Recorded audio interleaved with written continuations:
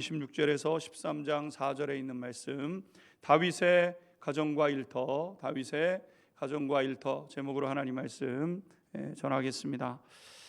사람이 이 세상을 살아가면서 피할 수 없는 중대한 삶의 영역 두 가지를 갖게 되는데, 하나는 가정이고 다른 하나는 일터라고 할 수 있죠. 가정 없이 존재할 수 있는 사람이 있는가? 아무도 없습니다. 가정 안에서 태어나서 가정 안에서 생활을 하게 되지요. 물론 그 가운데는 깨어진 가정도 있고 건강한 가정도 있습니다.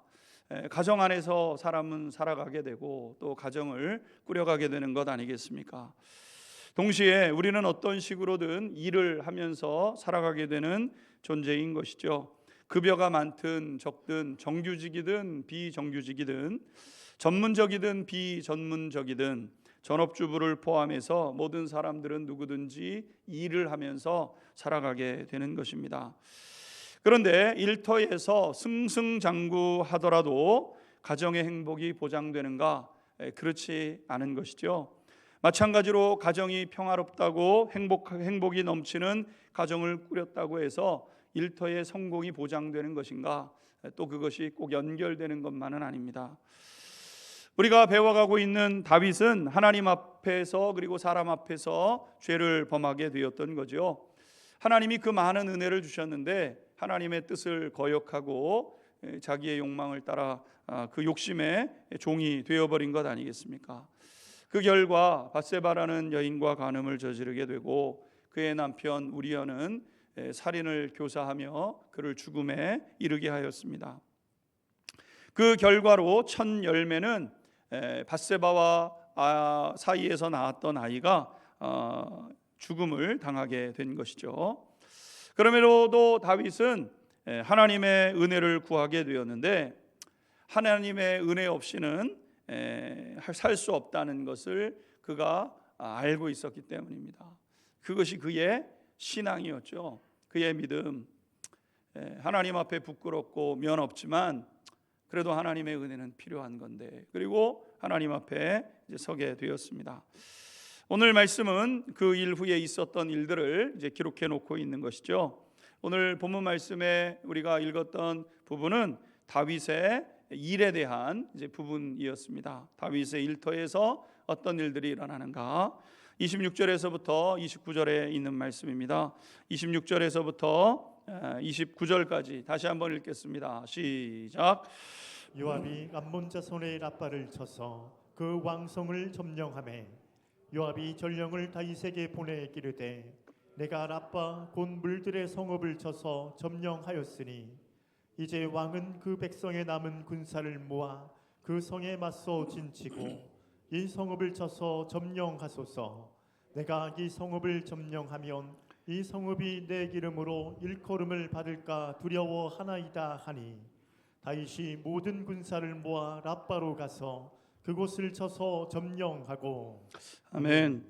오늘 본문 말씀은 다윗의 군대의 승리를 기록해 놓고 있죠. 다윗의 군대는 다윗 없이도 라빠에서 완전한 승리를 이루게 되었던 것을 기록하고 있습니다. 이 전쟁은 우리가 이미 앞서 11장에서 살펴보았던 암몬 자손과의 전쟁을 의미하는 거죠. 그러니까 이 전쟁을 보게 되면, 그러니까 이 전쟁이 벌어졌을 때 요압을 보내서 가서 싸워라. 나는 이번 전쟁에는 참여하지 않겠다. 이렇게 다윗이 한 전쟁이 암몬과의 전쟁, 라빠 전쟁, 2차 라빠 전쟁 아니겠습니까? 다윗은 머물러서 그 사이에 무슨 일이 벌어졌습니까? 밧세바를 보게 되고 그와 간음에 빠지게 되고, 그리고 그 문제를 덮기 위해서 살인을 교사하게 되고, 그래서 죽음이 있게 되고, 그리고 그 시체가 장사 지낸 바 되어지고, 그 사이에 여인의 배는 불러와서 아이를 낳고 출산하고 그 아이가 죽는 일들이 벌어지게 되었다는 거죠. 그러니까 많은 시간 동안 이 다윗이 여러 가지 사건을 겪는 것과 동시에 벌어지고 있었던 그런 일이라고 할 수 있습니다. 그런데 우리가 살펴보면 그가 이 다스리는 유다는 전쟁에서 승리를 이어가게 되었다는 겁니다. 우리가 먼저 발견하게 되는 영적인 사실 하나가 있습니다. 그것은 다윗이 신앙적으로 잘못된 일을 저지르고 또 그로 인해서 어려움을 겪으면서도 그가 하는 일에는 전혀 지장이 없었다는 겁니다. 오히려 더 크게 성공을 하고 있었다는 거죠. 한쪽에서는 밧세바를 범하고 그리고 살인을 교사해서 사람이 죽어나가고 그러는데 일은 어떻게 돼요? 너무너무 잘 되더라는 겁니다.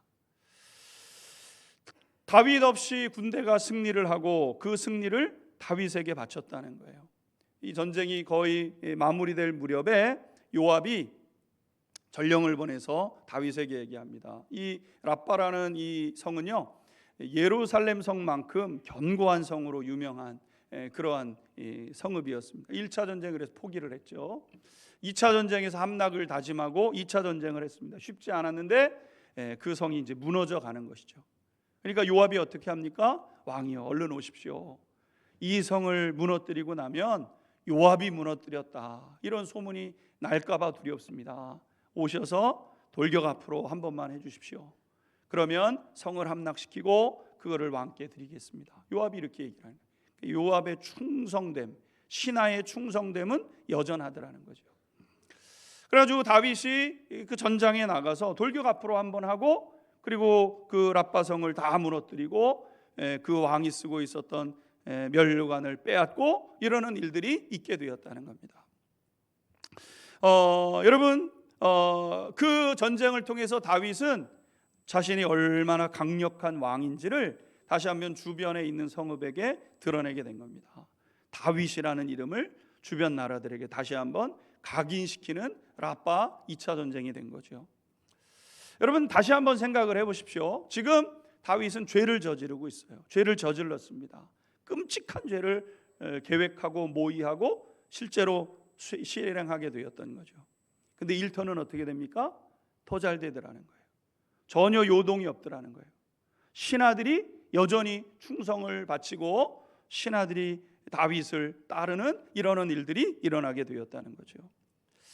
여러분, 우리가 가만히 생각해 보면 아니 이렇게 지금 죄를 짓고 있는데 당연히 일터에서도 무슨 일이 생겨야 되는 거 아니야? 이렇게 생각하는 것 아니겠습니까?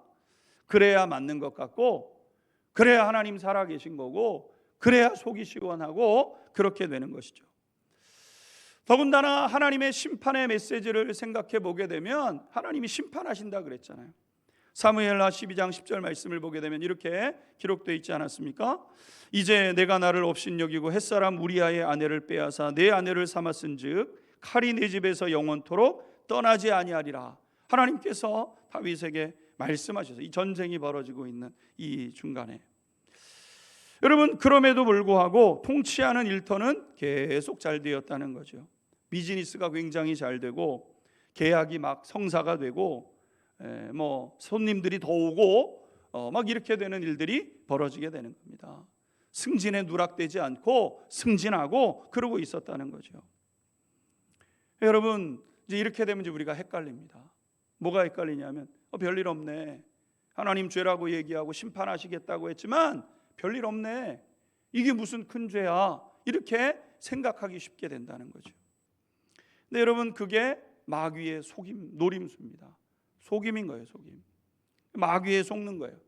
죄 짓고 하나님 뭐라고 말씀하시고 이번 주에도 하나님 말씀하셨는데 무슨 일 벌어진다는데 뭔 벌어져? 일터에 가니까 더 부하들이 더 충성을 바치고 더 하나 돼서 열심히 일하고 뭐 더 잘 되는데 여러분, 이런 마음이 들게 되는 거죠.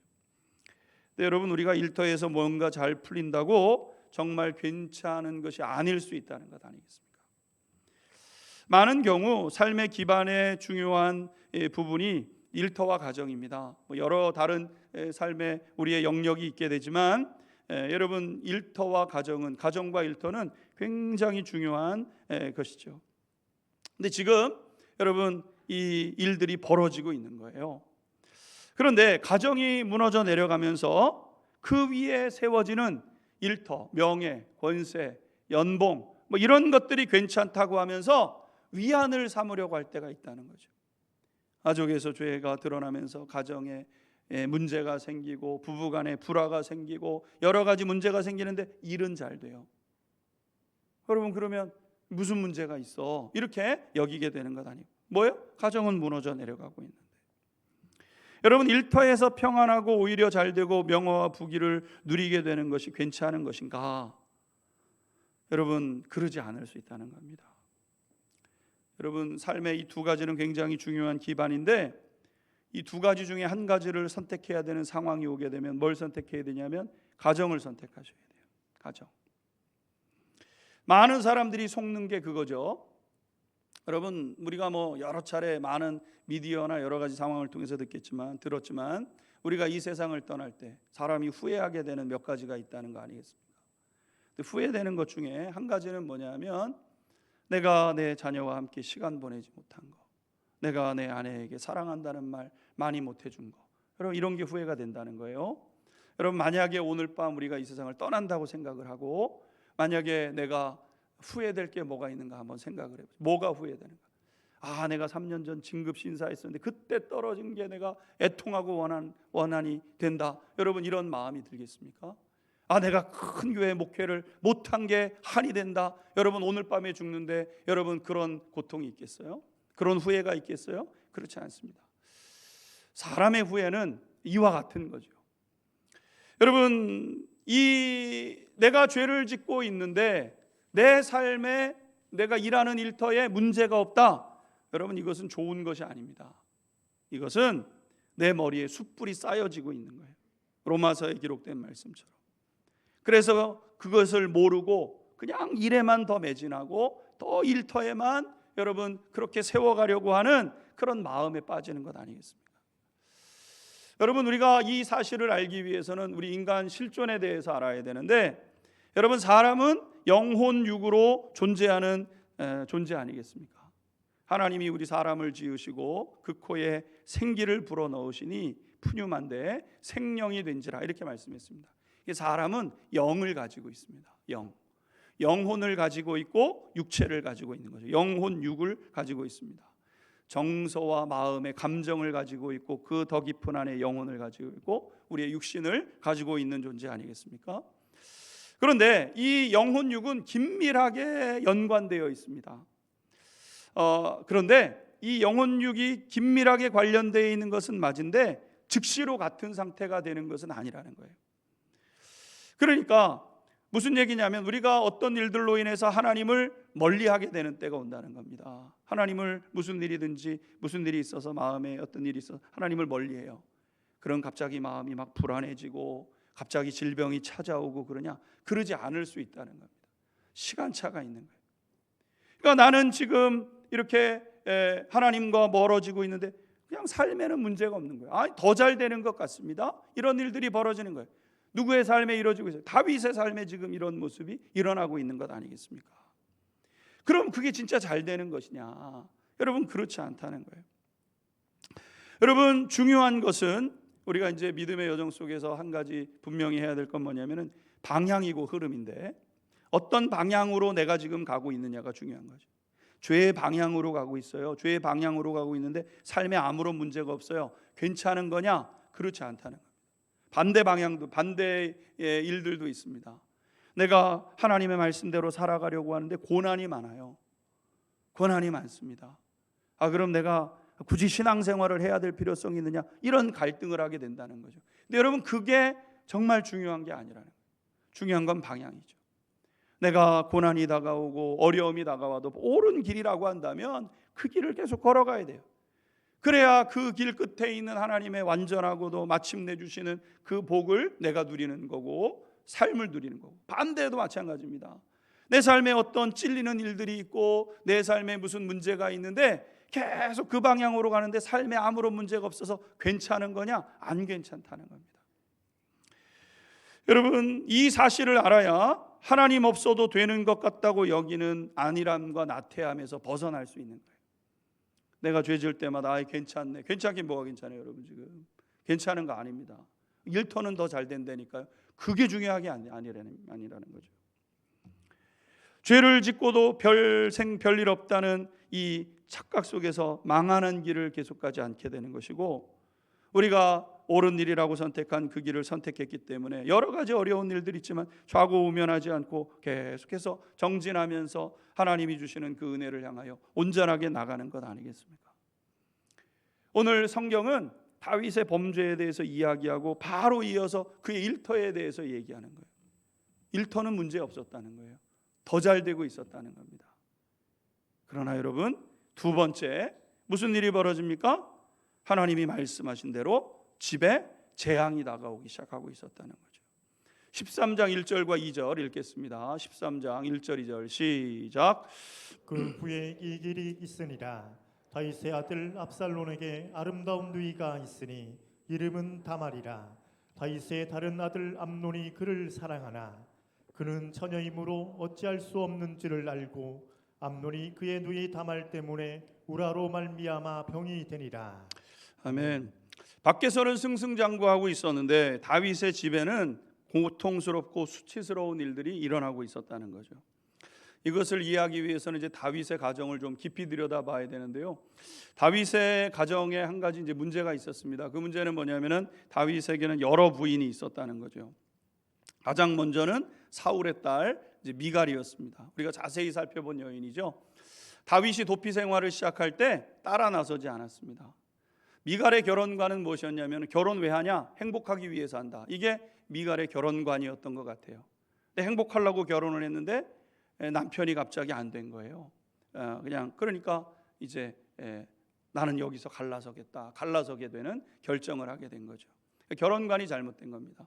결혼은 행복하려고 하는 게 아닙니다. 결혼은 함께하기 위해서 하는 겁니다. 할렐루야. 2부 때도 별로 아멘 안 하셨는데 하여튼 알아서들 결혼 생활 하시고요. 자, 제가 믿는 건 그렇습니다. 성경의 말씀대로 결혼은 행복하려고 하는 게 아닙니다. 그 사람 아플 때 내가 같이 아파해주고 그 사람 기뻐할 때 내가 더 기뻐해주고 그러려고 결혼하는 거예요.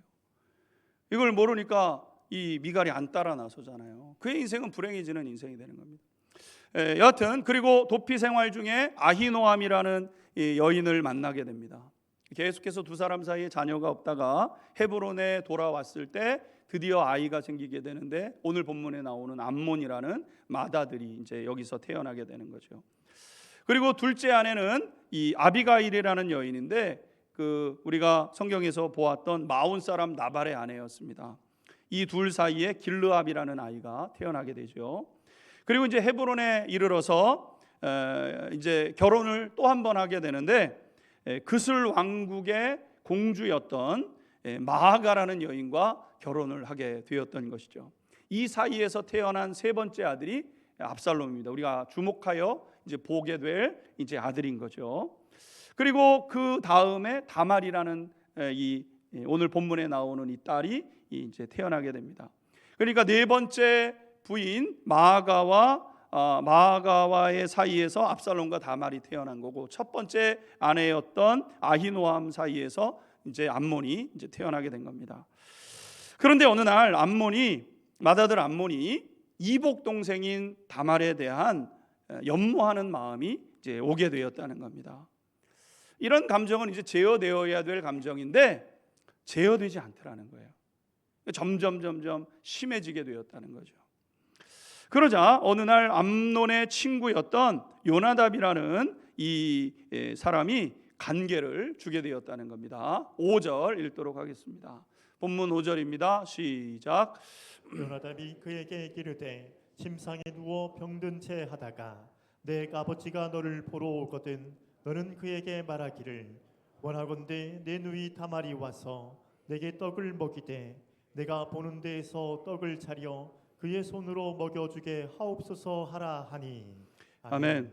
요나답이 뭐라고 간계를 주냐면 침상에 누워 있어라. 이 마음이 힘들고 괴로우니까 침상에 누워 있어라. 여러분 지금 이 암논이라는 이 아들은 권력 계승의 지금 첫 번째 순위 아닙니까? 맏아들이니까. 그러니까 미래 권력에 이제 어떻게 보게 되면은 가장 유력한 사람인 거죠. 그러니까 요나답이라는 이 그 미래 권력을 추종하는 이 사람이 이제 따라 붙은 것 같아요. 그러면서 뭐라고 얘기를 하냐면 병원에 침상에 누워라. 아픕니다. 이렇게 아파해라. 그러면은 어쨌든 미래 권력인데 다 걱정하지 않겠습니까? 왕위를 이어받을 수 있는 최우선에 있는 사람이 아프다 그러니까 신하들도 그럴 테고 또 그 이 다윗도 뭔가 불편할 때 우리가 아버지가 올 거 아니냐. 아버지가 오게 되면 뭐라고 얘기를 하냐면은 내가 내 그 이복 누이 다말을 너무너무 아끼는데 다말이 와서 음식이라도 식사라도 함께 해주면 먹고 힘을 얻을 것 같습니다. 이렇게 아버지한테 이야기하라고 이야기를 하게 된 겁니다. 본문을 계속해서 나가기 전에 한 가지 생각해야 될 것은 요나답은 죄를 부추기는 친구였다는 거죠. 그러니까 여러분 우리 주변에는요 어떤 사람이 있냐면 죄악을 부추기는 친구가 있어요. 그러니까 죄악을 부추기는 친구는 좋은 친구가 아니라는 겁니다. 단절해야 되는 친구죠. 그러니까 암논이 여기서 끊어냈어야 되는데 좋은 얘기를 해주잖아요. 듣기 좋은 얘기. 그러니까 여러분 듣기 좋은 얘기 해주는 친구가 진짜 친구가 아닐 수 있습니다. 진짜 좋은 친구는 뭐냐면요 죄를 말리는 친구여야 됩니다. 그러면 안 된다. 무슨 일을 당하려고 그러냐. 안 된다. 멈춰라. 이렇게 얘기해 줄 친구가 있어야 되는 거죠. 그런 친구가 곁에 있도록 해야 되고 오히려 그런 친구를 잘해줘야 된다는 겁니다. 근데 암논도 그렇게 생각을 하지 않았고 오늘 본문에 나오는 요나답도 그렇게 여기지 않았습니다. 그래서 이야기를 하게 된 거죠. 우리가 한 가지 이 사건을 통해서 주목해 보아야 될 부분은 무엇이냐면 이 일에 이 암논이 자기 아버지를 끌어들였다는 거예요. 그러니까 자기 이복 여동생에 대한 어떤 그런 그 나쁜 마음이 들었어요. 그럼 실행으로 옮길 수도 있겠죠. 나쁜 죄인데 해서는 안 되겠지만 하면 되죠. 근데 여기에 누구를 끌어들이냐면 아버지를 끌어들여요. 아버지를 이용해서 야 가서 오빠 그렇게 하니까 너 가서 음식 좀 해줘. 음식을 해가지고 온 그 여인을 어떻게 하고 싶은 그 마음에 아버지를 끌어들이는 겁니다.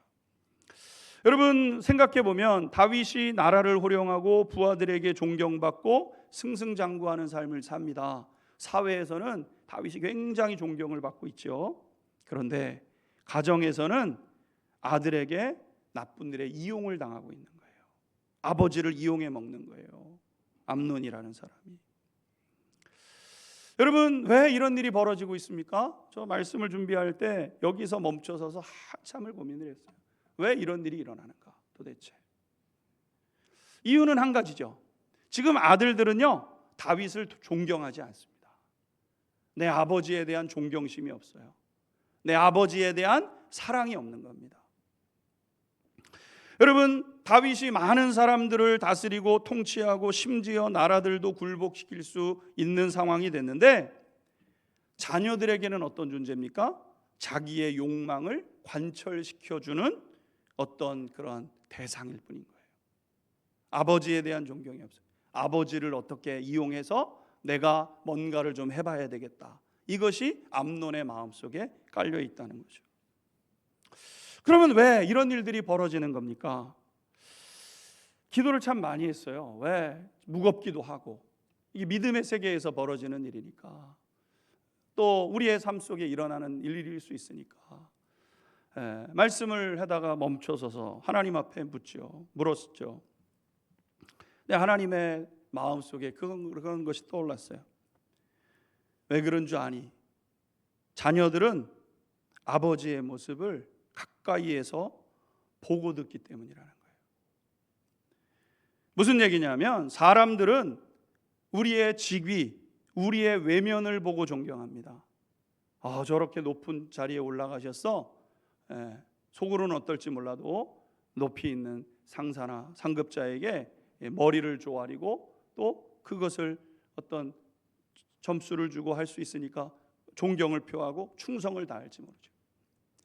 그러나 여러분 자녀들은요 그것을 보지 않습니다. 자녀들은 오직 아버지의 인격만 보는 거예요. 아버지의 인격, 어머니의 인격만 보는 거예요. 여러분 자녀 교육이 너무 어렵죠. 자녀 교육이 너무 어렵습니다. 세상 어렵다. 내가 자녀 애들 키우면서 이렇게 속상할 일이 있을 줄 몰랐다. 자녀 키우는 게 어렵습니다. 왜 자녀 키우는 게 어려운가? 자녀들은 내 모습을 낱낱이 보기 때문에 그렇습니다. 어느 누구도 보지 못하는 그거를 자녀들은 다 보는 거예요. 그러니까 자녀들이 말 한마디에 여러분 감동이 없습니다. 자녀들은 사람들이 안 보려고 했고 못 보았던 다윗의 죄의 욕망을 보고 자라면서 상처를 받았잖아요. 다 모르는 줄 알았어요. 근데 하나님 알고 계셨어요. 그리고 그것이 드러났어요. 자녀들이 알아요. 아버지가 자기 부하의 여인을 침상으로 끌어들여서 그리고 간음을 행하고 그리고 살인을 교사하고. 아버지가 왕인 건 아들들에게 중요하지 않습니다. 아버지가 어떤 마음으로 있는가가 중요한 것이지. 그렇게 그 마음의 상처가 아들의 마음의 상처가 되는 거예요. 그런데 어떤 조건이 맞으니까 그 상처 사이로 악한 것들이 스멀스멀 들어오기 시작하는 거죠. 암몬의 마음 속으로 그 상처를 통해서 들어오는 겁니다. 여러분, 지난주에도 말씀드렸지만 이 죄라는 것은 저 과거에 있었던 어떤 사건 하나로 끝나는 게 아니잖아요. 죄가 생명력이 있고 역동성을 가지고 있어서 어떤 일들이 연이어서 따라오는 거예요. 죄가 흐름이 되어져 가지고 흘러 들어오더라는 겁니다. 다윗이 죄를 질 때 이 다윗의 죄에 대해서 아들들이 여러분 안 보는 것 같고 못 듣는 것 같고 그런 것 같았지만 다 듣고 보고 하면서 상처로 가지고 있었던 거예요. 여러분, 우리가 사회를 들여다보면서 사회에서는 존경받지만 가정에서는 무력한 아버지들이 얼마나 많습니까? 오히려 세상에서는 정말 존경받고 정말 칭찬받고 뛰어나다고 하면 할수록 그 가정의 자녀들이 어려운 경우가 많습니다. 왜 그래요? 갭이 많으니까. 사회 사람들은 다 인정하고 왕이라 그러고 명령에 따르고 충성을 다하고, 근데 내가 볼 때는 충성하고 사랑하고 존경할 게 아무것도 없는 거예요, 자녀 입장에서는. 그러니까 여러분, 세상에서는 어떨지 모르지만 가정에서는 무기력한 겁니다. 무력한 거예요. 아버지 어머니는 어떤 존재예요? 내가 잘 이용해서 내가 하고 싶고 내가 얻고 싶고 내가 누리고 싶은 것을 얻어내면 되는 존재로 그렇게 받아들이기 시작하게 된 거죠. 여러분, 왜 이런 일들이 벌어집니까? 이유는 한 가지라는 거예요. 거룩하지 않기 때문에. 다시 말해서 바르지 못한 인격을 가지고 있기 때문에, 죄를 방치하며 살기 때문에. 죄인 거 뻔히 알면서 방치해요. 자녀들이 안 보는 것 같고 못 보는 것 같지만 다 봐요. 그리고 무슨 일들이 맞으면 딱 그것을 들이대는 거죠. 이러한 모습들이 자녀들에게 상처를 주고 분노하게 하고 결국은 무시하는 이유와 원인으로 삼게 되는 것 아니겠습니까? 그러므로 사랑하는 성도 여러분, 거룩함이 귀하고 거룩함에 힘써가는 저와 우리 성도님들이 되어야 될 줄로 믿습니다. 우리가 사회에서 바쁘면, 제가 사회에서 너무 바빠가지고요, 너무 성공을 하고 있어가지고요, 나를 찾는 사람이 너무 많아가지고요, 제가 경건에 힘쓸 시간이 없습니다. 여러분, 그러면 그럴수록 더 경건에 힘써야 된다는 거예요. 바깥에서의 모습과 안의 모습이 같아야 된다는 겁니다. 바깥의 모습과 안의 모습이 다르니까 아이들이 갈등하는 거 아니겠습니까? 여러분, 거룩함을 지켜야 돼요. 그래야 자녀들로부터 존경을 잃어버리지 않게 되는 거죠. 나는 오늘 예배하는 우리 모든 성도님들이, 오늘 모든 부모님들이 자녀들에게 존경을 잃지 않게 되기를 주님의 이름으로 축원합니다. 존경받으시면 좋겠어요. 자녀들에게, 딴 어떤 사람들이 아니라 자녀들이 존경하는 아버지, 자녀들이 존경하는 어머니 되어야죠. 근데 여러분, 그 어떻게 존경을 받습니까? 하나예요. 자녀들이 보는 건 뒷모습입니다. 앞모습이 아니에요. 자녀들 앞에서 막 이렇게 하고 자녀들 이렇게 한다고 해서 자녀들이 여러분 우리 앞모습을 보는 게 아니라 뒷모습을 보잖아요. 뒤돌았을 때 우리가 달려가고 있는 그 방향을 보잖아요.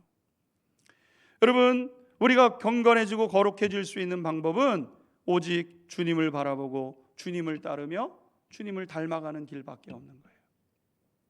그래서 우리는 누구든지 주님을 필요로 합니다. 어느 누구도, 대통령도, 누구도, 아무리 돈을 많이 가지고 있어도 우리는 누가 필요하면 예수님이 필요로 한 거예요. 왜?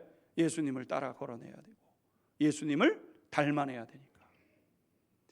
여러분, 예수님을 바라보고 예수님을 믿고 그분과 함께 십자가로 나아가는 모습을 자녀들이 보면서 자녀들이 거기서 갈 길을 찾게 되는 거예요. 십자가가 능력인 거죠. 주님을 따르는 것이 복입니다. 주님을 닮아가는 것이 우리의 삶의 소원이고 우리의 삶의 걸음이 되어야 될 줄로 믿습니다. 거기에서부터 회복이 일어나게 되는 것이고 복된 삶이 시작되는 것이고 구원의 은총이 임하게 되는 것이죠. 그 길을 걸어내는 우리 안양중학교의 성도님들 될 수 있게 되기를 주님의 이름으로 축원합니다. 우리 같이 기도하겠습니다.